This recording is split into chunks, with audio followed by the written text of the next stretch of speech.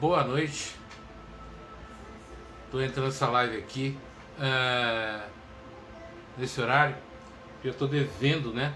Tá devendo esse assunto do Janeiro Branco. Mas como já voltou o trabalho, passagem de ano, as coisas estão mais corridas, então eu só tenho que pagar a dívida de falar sobre isso. Bom, vamos lá.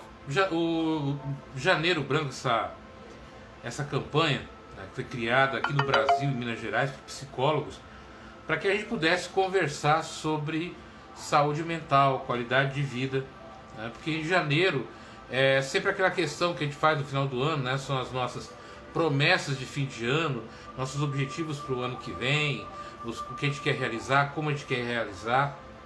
Então é um mês e a gente se veste de branco por esperança, é toda uma questão simbólica. Mas o mais interessante nesse mês e durante os outros meses do ano é a gente conversar sobre o preconceito que as pessoas têm com relação à questão da saúde mental. Saúde mental sempre esteve ligado à questão da loucura, daqueles filmes lá que a gente assistia, né? De loucos, de psicopatas, de pessoas com problemas dos mais variados. E a saúde mental é uma questão de todo mundo, de todas as pessoas.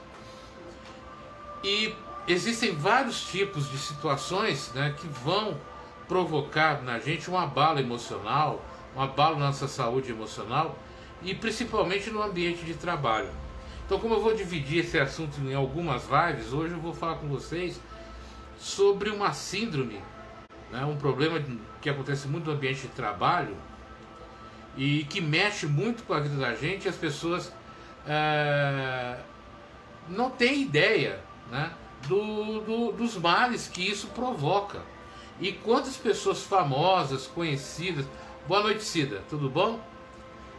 Mais ou menos, né? Mas a gente o ano vai dar uma guinada legal.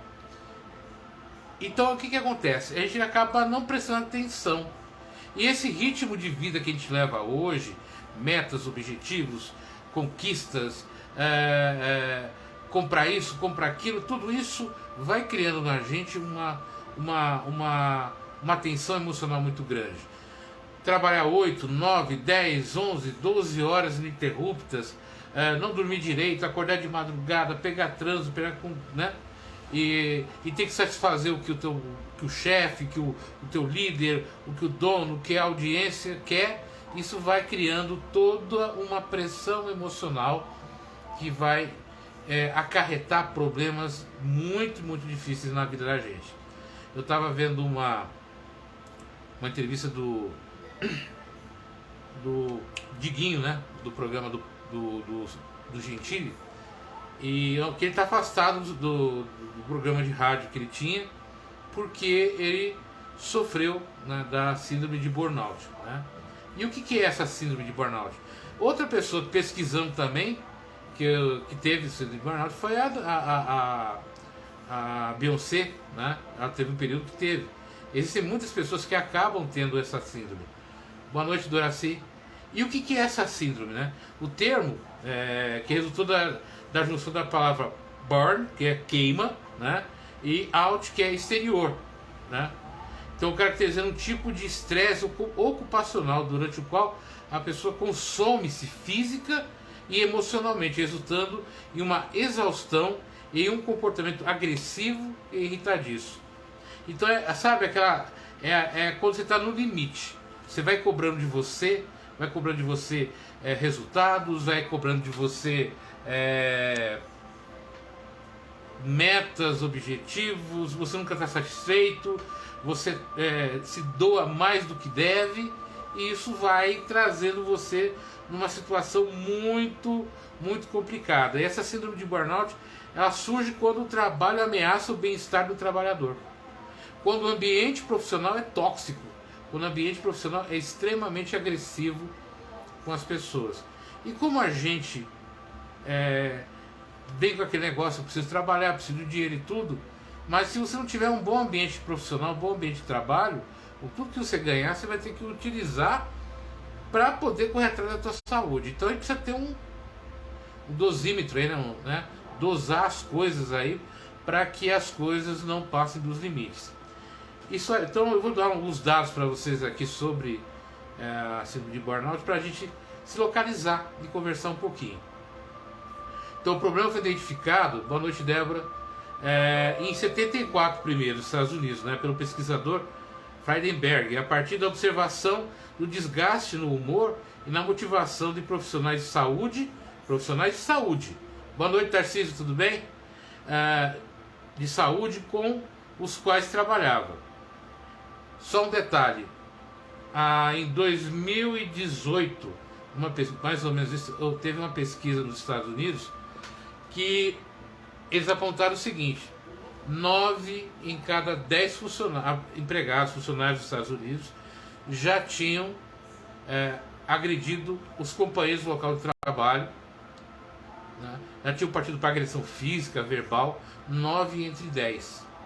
Ou seja, 90% dos funcionários, boa noite Débora, já tinham se agredido. Tal nível de cobrança e de violência.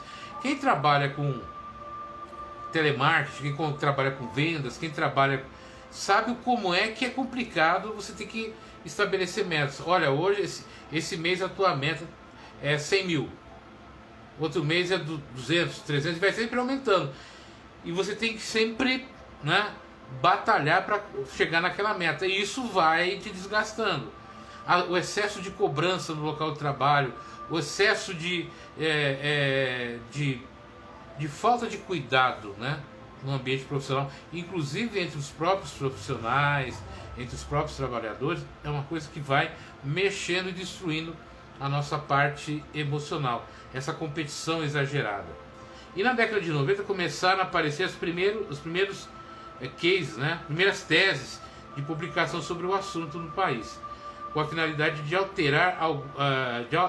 alertar alguns profissionais sobre o tema, a ponto de que 6 de maio de 96, né, teve uma regulamentação na Previdência Social lá nos Estados Unidos, e a síndrome de burnout foi incluída no anexo 2, referindo-se aos agentes causadores de doenças profissionais, conforme previsto no artigo tal, né? Então, hoje também, ele está no CID-10, né, do Código Internacional de Doenças. E hoje também no Brasil, o CID é um motivo de afastamento do trabalhador por questões de saúde. A Isabela Camargo, aquela apresentadora que trabalhou durante muito tempo no Bom Dia São Paulo, né, que de manhã ela apresentava a previsão do tempo, tudo isso, ela teve crises, né, uma crise muito forte de síndrome de burnout. Eu participei no ano passado da Semana de Prevenção do Suicídio que o Corpo de Bombeiro do Estado fez, e uma das palestrantes foi a Isabela. Ela comentou algumas coisas que aconteceram com ela, né?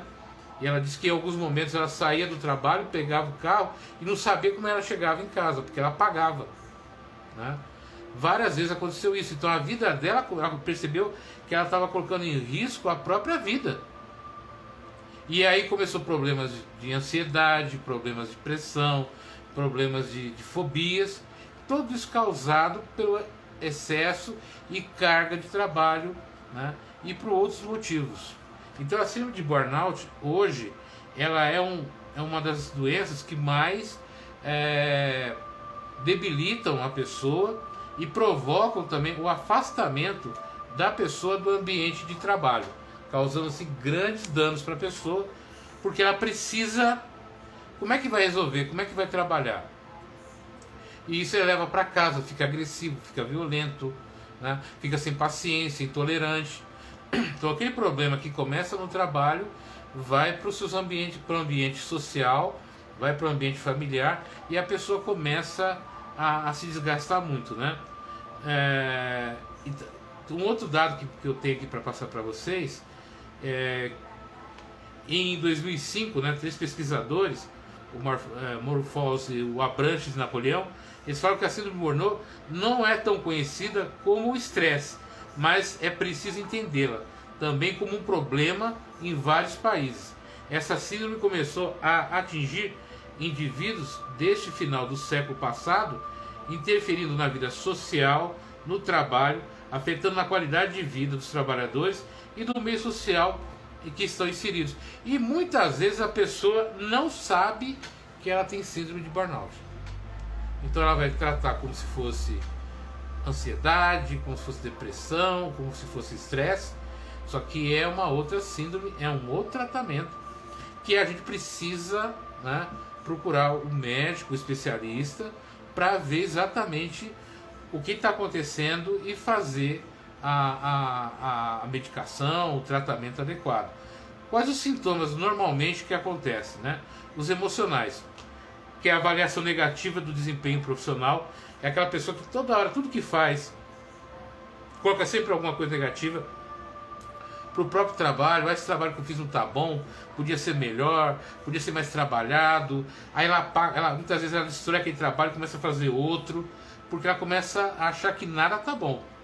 Ela se torna agressiva, ansiosa, tem baixa estima, ela começa a ter um esgotamento físico e emocional, ela tem um sentimento de fracasso, ela sempre acha que ela está fracassando, ela se sente impotente, dá um sentimento de impotência, ela não sabe o que fazer, tem lapso de memória, a memória acaba fugindo, escapando, né? Fica meio perdido, tem mudanças bruscas de humor, muito feliz, muito triste, muito com raiva, né? Muita coisa ao mesmo tempo, extremamente pessimista, né?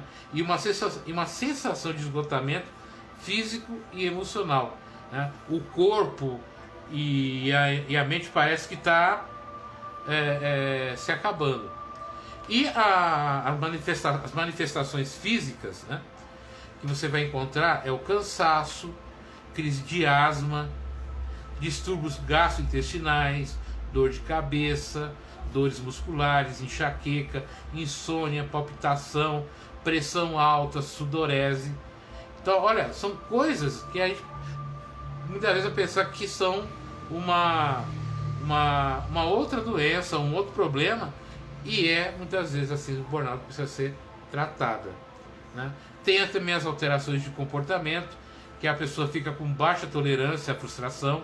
Então, quando ela erra ou se frustra, ela fica muito irritada, tem baixo rendimento profissional, cinismo, comportamento paranoico, tentativa de suicídio e agressividade, depressão, faltas no trabalho, impaciência, ímpeto de abandonar o trabalho, impotência novamente, né? Incapacidade de concentração, maior consumo de café, álcool, remédio, sentimento de onipotência, ele se acha, né, que se ele não tiver nada acontece, que tudo depende dele. Olha a quantidade de coisas que vão acontecendo, que a gente vai presenciando, e a gente deixa passar porque a gente não gosta de falar de saúde mental, porque a gente não gosta de ser rotulado como uma pessoa que está em tratamento, a gente não gosta de ser rotulado como, entre aspas, né, o doidinho. E não é nada disso. Todos nós podemos passar por uma situação dessa. E aí o que a gente tem que fazer? A gente tem que procurar, né, tratamento, tem que procurar a ajuda e auxílio. O que incentiva a pessoa a entrar nessa síndrome? Alta motivação, excesso de motivação, excesso de dedicação, um idealismo muito grande. A pessoa tem um ideal tão grande que acaba não comendo, não dormindo, e acaba deixando a sua vida muito atrapalhada. Perfeccionismo, rigidez, tudo isso são coisas que podem nos levar a essa questão da síndrome. Então, falar de síndrome de burnout, falar disso tudo, é falar de saúde mental, emocional, é falar de qualidade de vida, é trabalhar nossa qualidade de vida, né? Nós precisamos ficar atentos a nós e a quem trabalha perto da gente, né? Boa noite, Rosane. Porque todos nós podemos ter alguém na nossa família, ou nós mesmos, né, alguém próximo, que pode estar entrando nisso. E é muito sério, né? Como falou, pode até mesmo a pessoa tentar contra a própria existência. Então a gente precisa olhar como é que está o nosso ambiente de trabalho. Que tipo de ambiente de trabalho eu tenho convivido? Que ambiente de trabalho é esse? O que ele provoca na minha vida? Então eu preciso olhar muito isso. Eu preciso olhar também como é que estão as minhas relações com as pessoas. Como é que eu estou agindo? Eu preciso perguntar mais para as pessoas. Como é que eu estou agindo? Eu estou bem? Eu estou legal? Né? E de repente, depende da opinião, do que está acontecendo, eu procurar o auxílio de um terapeuta, de um psicólogo, de um psiquiatra, um tratamento médico, o afastamento do trabalho mesmo. Gente, se você... A gente precisa entender o seguinte: pagar a conta é importante, trabalhar é importante, cuidar da família é importante, mas se você estiver doente, incapacitado, se você estiver num tal estágio onde não haja retorno da vida saudável que você tinha, do que vai adiantar? Né? Boa noite, Rosane. O que vai adiantar? É preciso a gente fazer uma análise de como é que está a nossa vida e procurar trabalhar o nosso bem-estar, trabalhar o que é importante, né? Trabalhar aquilo que vai trazer para a gente qualidade de vida. Boa noite, Garcísio. Né? E o que é qualidade de vida? Aquilo que me faz bem, aquilo que me faz feliz. Muitas vezes abrir mão de uma situação penosa, angustiante, está salvando a minha vida, está salvando meu casamento, está salvando os meus filhos. Por quê? Porque você fica muito agressivo, muito violento, e você vai descontar em pessoas próximas. Então eu preciso trabalhar tudo isso, né? Como é uma síndrome específica do trabalho, qualquer pessoa que exerce uma atividade trabalhista pode desenvolver essa síndrome, né? Que a gente chama síndrome do saco cheio. Quem já não falou assim: nossa, eu estou de saco cheio do meu trabalho, eu não aguento mais ficar ali, eu não aguento mais a vida que eu tenho. Então, como é uma doença do trabalho, pode ser desenvolvida por qualquer pessoa, ela afeta especialmente aqueles profissionais obrigados a manter contato próximo com outros indivíduos dos quais se espera uma atitude, no mínimo, solidária com a causa alheia, né? É o caso de médicos, enfermeiros, olha, psicólogos, professores, policiais. Esse pessoal, né, sofre muito com isso, né, e muitas vezes não se dão conta. Médicos, enfermeiros, psicólogos, professores, policiais. Então tudo que é um ambiente que você deveria ter, vamos dizer assim, um certo apoio, né? Boa noite, Suzy, tudo bem? E acaba não tendo. E isso tudo vai provocar em você um desgaste emocional, um desgaste físico muito grande, né? E aí o que acontece? Eu preciso trabalhar isso, eu preciso lidar com isso. Então os profissionais da área da saúde, da educação, né, da segurança, eles são muito afetados. Imagina todos esses profissionais durante o ano todo trabalhando na prevenção, no cuidado, no meio dessa pandemia. Todos os profissionais, os professores em casa preocupados com seus alunos, tentando fazer as matérias, controlar tudo isso, né? Já tinha o desgaste presencial, criou-se um desgaste também à distância. Os policiais que têm que cuidar de segurança, tudo isso. Os próprios médicos, se eles não tiverem amparo, psicólogos, né? Porque muitas vezes o psicólogo, o psiquiatra, ele cuida dos outros, mas ele também precisa de tratamento, ele também precisa de cuidado, ele precisa saber lidar com isso. Então a gente precisa trabalhar isso, a gente precisa conversar sobre isso, a gente precisa falar de saúde mental. Por isso que o Janeiro Branco é tão importante e ao mesmo tempo tão desvalorizado, porque a gente acredita que isso acontece com o outro, mas não é assim. Então, nos casos dos profissionais de educação, está muito ligado também à parte emocional, né? Da insatisfação de um monte de coisa que vai acumulando. O médico, gente, se você fazer um plantão de 24 horas no hospital, sair mais 24 horas no outro hospital, sair, dorme 6 horas, 2 horas, 3 horas, outro plantão, enfermeiros, técnicos de enfermagem, médicos, tudo isso, isso não dá, isso não aguenta. Vai chegar uma hora que a pessoa, né, com o seu cérebro, ele vai abrir, ele vai estourar, né? É igual o carro, né? Igual o carro. Se você dirige sem fazer a manutenção, sem dar o descanso, chega uma hora que ele abre, que ele raja, que ele, né, ele acaba fundindo. E aí como é que você faz? Né? Então eu preciso cuidar muito disso. Então a prevenção do burnout pode se prevenir quando os agentes estressantes, né, estressores no trabalho, são identificados, modificados e adaptados à necessidade dos profissionais. Quando se prioriza tarefas mais importantes no decorrer do dia, quando se estabelece laços pessoais ou profissionais, dando-se importância quando horários diários, né, não são sobrecarregados de tarefas, quando o profissional preocupa-se com sua saúde e quando em momentos de descontração, assuntos relacionados ao trabalho não são mencionados. Então é uma postura, sabe, de você cuidar de você no ambiente profissional e o outro também, né, e cuidar do outro, mas cuidar no sentido positivo, não é no sentido negativo da palavra cuidar, né? Não é ficar bisbilhotando, xeretando a vida do outro, não, é cuidar, ter carinho, ter zelo para com o outro e o outro com você. E evitar de ficar falando de trabalho, das dificuldades do trabalho, fora do ambiente de trabalho, até mesmo no próprio trabalho. Ter um pensamento mais arejado, né? Mais simples, dar uma descansada no nosso pensamento. Quais os tratamentos que a gente pode utilizar, né, para a síndrome de burnout? O tratamento é essencialmente psicoterapêutico, né? Mas em alguns casos pode-se lançar mão de medicamentos como ansiolítico, antidepressivos, né, para atenuar a ansiedade e a tensão, sendo sempre necessária a avaliação no caso medicamentoso. A prescrição é feita por um médico especialista, porque tem gente que vai procurar um médico que não está preparado para isso e dá um remédio que não vão ajudar, vão piorar a situação.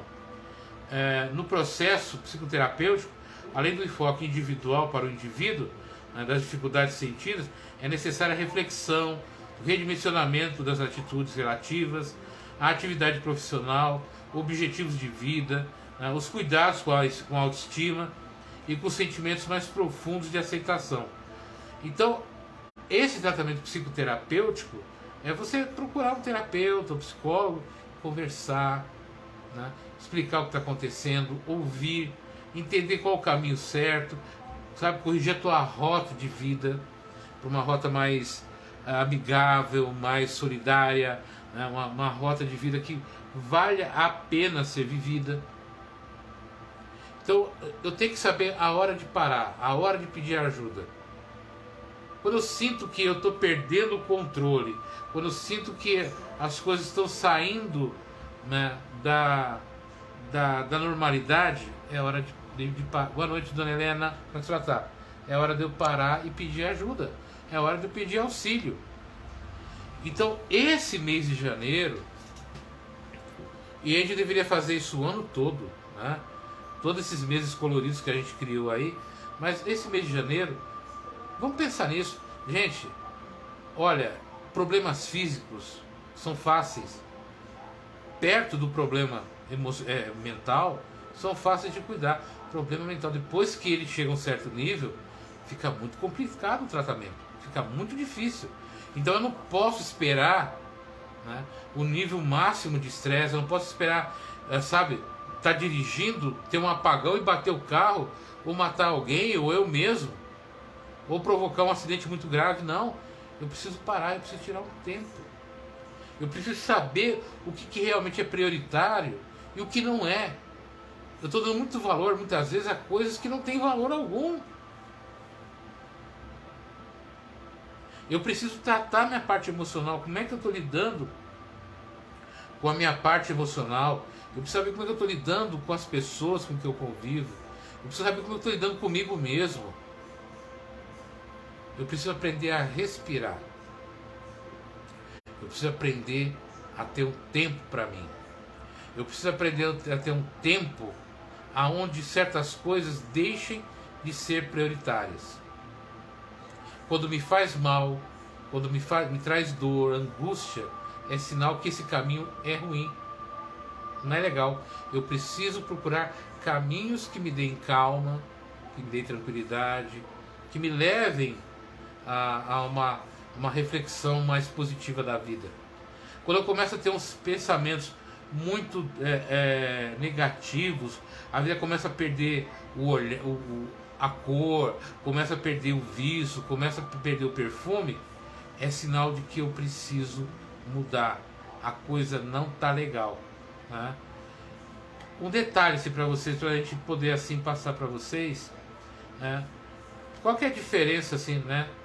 Desmistificar um pouquinho essa questão do estresse. Quando o estresse é agudo, né? O indivíduo ele prepara o indivíduo para o enfrentamento das situações inesperadas. Então, o estresse, para se entender a diferença de estresse e síndrome de burnout. O estresse ele existe na nossa vida para nos proteger. Na época lá das cavernas, em alguns momentos, o estresse vem com aquela injeção de adrenalina para eu correr mais do que o urso, né, para correr mais do que a ameaça, para me salvar. Agora, quando eu entro, né, num processo crônico, ou seja, eu estou sempre utilizando essa adrenalina, eu estou sempre combatendo, eu estou sempre nesse excesso, a coisa fica complicada. Então, o estresse controlado, normal, ele vai me ajudar a ter uma vida tranquila. Quando ele fica crônico, né, ele começa a entrar em manifestações biológicas, emocionais, físicas, quando ele começa a provocar em mim doenças, mudança de comportamento, inclusive o burnout também, fadiga por compaixão, né? Ou seja, eu estou tão com a sentir dó de mim mesmo, aí eu seguro que o estresse está extremado, que a coisa está difícil. Então tem que ter o burnout e o estresse pós-traumático, né?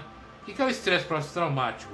É quando ele chega a um tal nível que ele vai provocar em mim traumas físicos, emocionais, que vão precisar de um socorro mais rápido, mais urgente, né? mais invasivo, para que eu possa me recuperar. Nesse meio, a síndrome vai estar junto.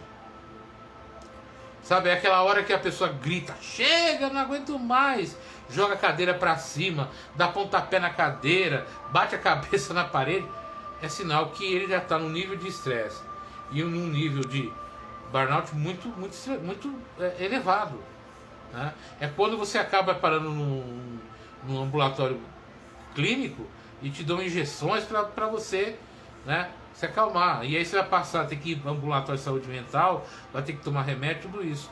Antes que isso aconteça, comece a procurar a mudar o seu ritmo de vida. Comece a entender o que é importante e o que não é importante. E a gente tem muito isso, né? O que é a fadiga por compaixão? Vou explicar para vocês que é um conceito, né?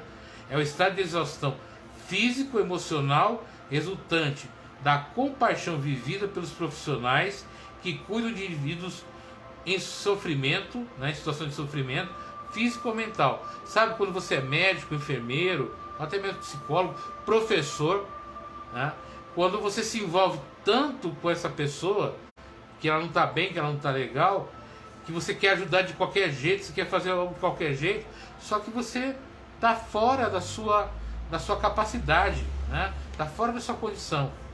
Isso vai provocar em você uma fadiga por compaixão, porque você não sabe como ajudar, não sabe como poder resolver aquela situação, e aí você entra num processo de fadiga, né? Muito perigoso. E o burnout, que é uma doença ocupacional, né, é justamente quando você está o estado de exaustão vital, né?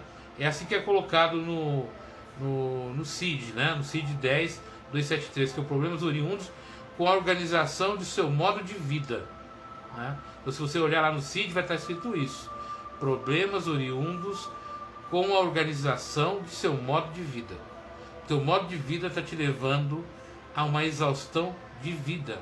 Você acaba não tendo mais nem ânimo de vida. É muito sério a síndrome de burnout. No próximo vídeo eu vou falar mais sobre os adolescentes que estão praticando automutilação, que estão tendo pensamentos suicidas, atitudes suicidas na escola, né? E também como é que essa vida que eles estão levando, né? Inclusive agora afastado do convívio, que muitas crianças, gente, tem um efeito assim meio que né, retardado, como se fosse uma bomba que vai explodir daqui a pouco. Muitas crianças vão ter e precisam passar por um acompanhamento psicológico, porque elas vivenciaram esse ano todo uma pressão muito grande e emocionalmente não estavam e não estão preparadas para isso. Então, se você é pai, você é mãe, precisa olhar isso daí, precisa cuidar disso, né? Então eu vou falar muito mais sobre isso também. Então, saúde mental engloba tudo isso. Como é que eu posso cuidar da minha saúde mental? Quais as atitudes? Como é que eu posso fazer para não entrar nessa? E se eu entrei nisso, como é que eu faço para sair? Mudança de comportamento, mudança de hábitos, mudança de vida. Sabe aquela história? Se você não muda, a vida faz você mudar. Muito das doenças que nós sofremos hoje, inclusive físicas, dores nos joelhos, nas articulações, rompimento de ligamento, não são problemas físicos, são problemas oriundos do síndrome de burnout, de estresse, de fadiga emocional. São problemas causados pela nossa saúde mental debilitada. Ele vai afetar o nosso corpo, porque o nosso corpo quer nos proteger, nossa mente quer nos proteger. E quando eu estou exausto, exaurido, e eu não paro, e eu continuo naquele mesmo ritmo frenético de vida, o que o meu corpo, o que o meu cérebro vai fazer? Vou parar essa figura, senão a gente vai morrer. E aí começa a aparecer problemas de ordens físicas. Antes de a gente acabar sucumbindo, o nosso corpo nos protege, causando doenças físicas, dores na articulação, dores de cabeça, cansaço visual, cansaço físico, apagões, para que, olha, ele fala, de certa forma, olha, está na hora de parar, está na hora de dar um tempo, não está legal, não está bacana, vamos parar com isso daí. Se eu não parar, ô Patrícia, tudo bem? Agora, eu tinha te visto, mas não tinha falado com você.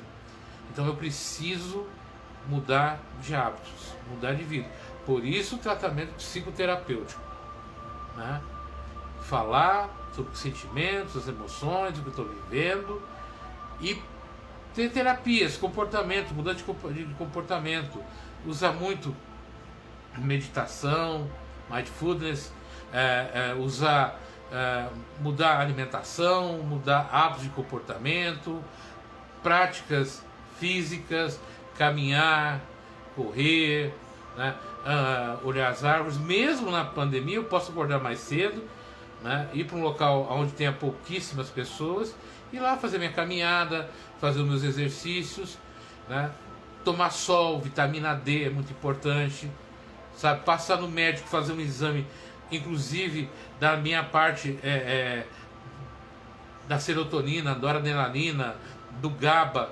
Muitas vezes a gente faz exame de tudo, mas não pede isso, o nosso médico não pede isso. E muitas vezes essas enzimas, esses hormônios estão descontrolados, estão desnivelados, precisam de um tratamento. Então eu preciso pedir para o meu clínico, meu médico, olha, eu quero fazer um exame, mas eu quero ver os meus níveis de serotonina, noradrenalina, de GABA e de outras, né, enzimas do meu corpo, como é que elas estão, principalmente na parte mental e cerebral.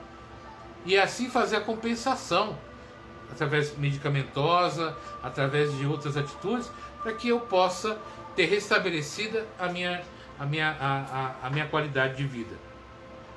Então, eu preciso falar sobre isso, eu preciso conversar sobre isso, né? Eu preciso entender isso tudo. Ah, mas como é que eu vou fazer? O meu ambiente de trabalho não é sadio, o meu ambiente de trabalho, as coisas não acontecem do jeito que eu quero. Procura você, dentro do espaço que você tem, ter uma nova visão, uma nova perspectiva. Procura você mudar e adaptar a sua vida.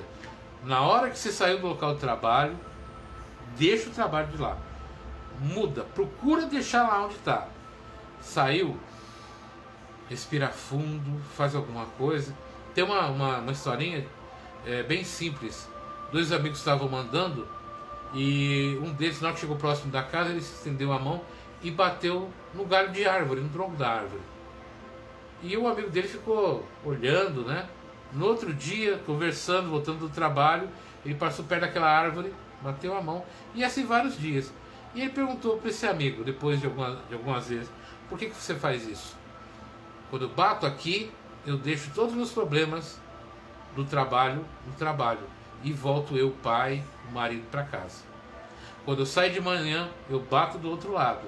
Todos os meus problemas de casa, eu deixo em casa, não levo para o trabalho. Ele criou uma prática, ele criou uma âncora mental para se proteger desse dano. Mas eu preciso tirar um momento para eu relaxar, para meditar, para conversar. Gente, é muito importante. Quando a gente fala assim, psicólogo, terapeuta, psiquiatra, a gente pensa, eu não estou louco, para que eu vou fazer isso? Você procura um psicólogo, terapeuta, justamente para não ficar louco. Quanto mais cedo você se previne, quanto mais cedo você tem atitudes. Eu não preciso procurar um psicólogo, um terapeuta, um psiquiatra só quando a coisa está ruim.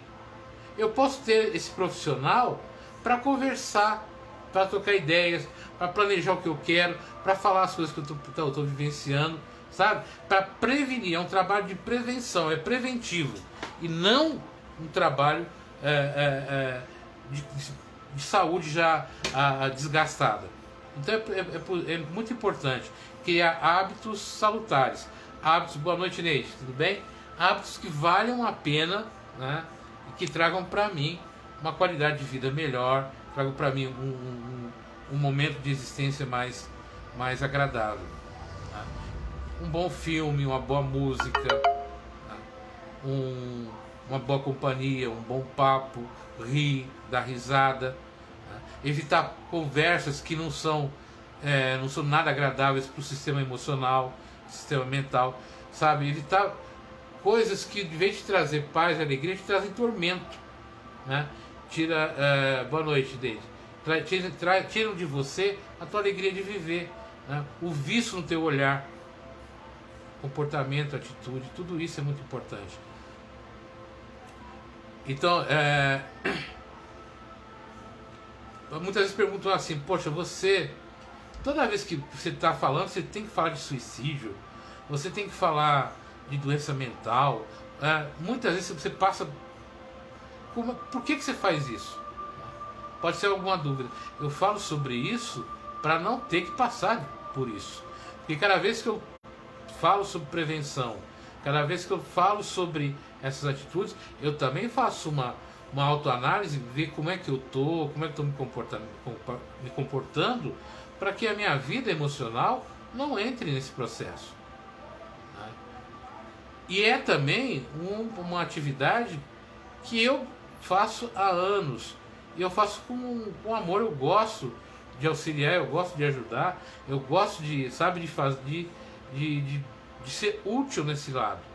Eu também me ajudo, eu faço a minha terapia, eu vou na terapeuta uma vez por semana, eu vou lá, eu converso, eu tento entender coisas que estão acontecendo na minha vida. Tenho amigos com quem eu ligo, né, para falar, para desabafar, para falar as coisas que estão acontecendo.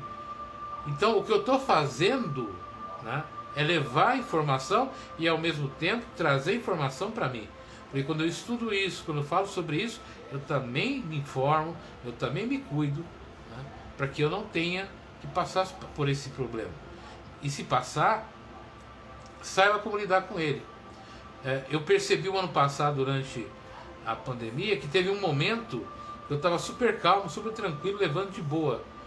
Depois de um tempo eu comecei a ficar meio ruim, né? Eu comecei a me sentir estranho. Opa, não tá legal. Mas como eu já estava fazendo e continuei fazendo a terapia, fui conversar, fazia os vídeos, falava sobre isso, tudo isso, mas cuidava da minha saúde, cuidava daquilo que eu estou pensando, cuidava das coisas que eu estava vivenciando. Isso me fez passar, né, esse ano todo aí de pandemia e sair dela com planos, né, com mudanças, né. Quando eu também, as pessoas me procuram para... Ô Gilda, saudade de você, Gilda, como é que você está? Então, quando as pessoas me procuram através dos vídeos, conversam comigo, trocam ideias, eu procuro levar, né, a experiência, a vivência também para as pessoas e falar, olha, a melhor coisa que a gente pode fazer é prevenir. E como é que a gente previne isso? é conversando, é levando informação, é fazendo terapia, é procurando psicólogo, é procurando terapeuta, é fazendo uma mudança de vida, uma mudança de comportamento, trazendo uma vida diferente. Para quê? Para que a gente possa levar para as pessoas melhor qualidade de vida. Esse Janeiro Branco, né? Olha que legal, é uma coisa, nossa, foi criada aqui no Brasil, é um projeto nosso. Daqui a pouco eu vou, desse vídeo aqui, eu vou colocar em algumas páginas que eu faço parte, lá em Portugal, lá na Itália e outros grupos que pegam que assistem essas lives que eu faço, essas palestras que eu faço, e que eles vão ouvir esse ano de mim, né, falando sobre o Janeiro Branco.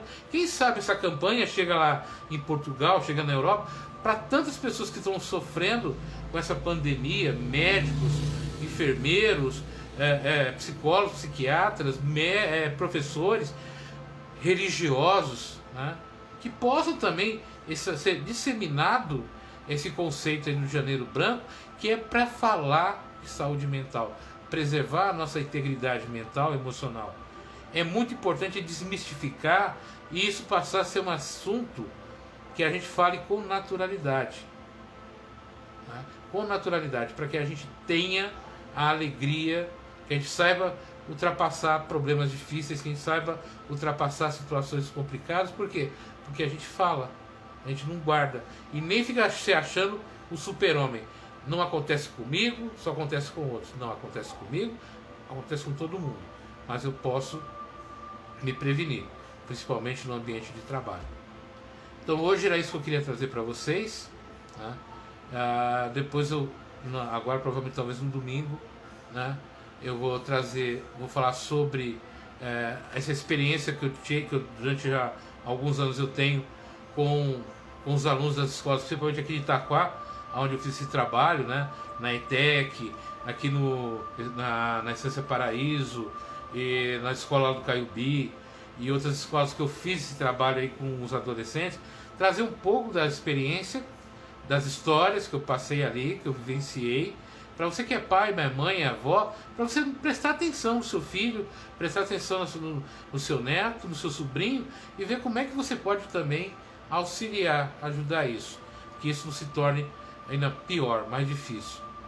Então a gente vai continuar falando sobre esse Janeiro Branco, mas eu vou falar sobre essa questão da automutilação dos alunos, de adolescentes, de crianças, né?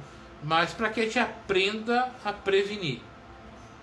Ouvindo a história dos outros, ouvindo a experiência dos outros, como é que aconteceu, o que foi feito, a gente pode prevenir. E a prevenção é sempre o melhor remédio.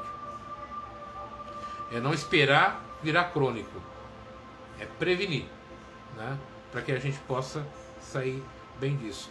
Eu vou pedir que vocês que assistiram, que estão vendo esse vídeo, compartilhem, né, com seus amigos, compartilhem em outras páginas, para que esse trabalho que foi realizado lá em Minas Gerais, pelos psicólogos, ele possa chegar em todos os cantos do Brasil, em todos os cantos do nosso país, que a gente possa realmente pegar esse projeto tão bonito, esse projeto tão legal, tão bacana, e disseminar pelo país inteiro, né?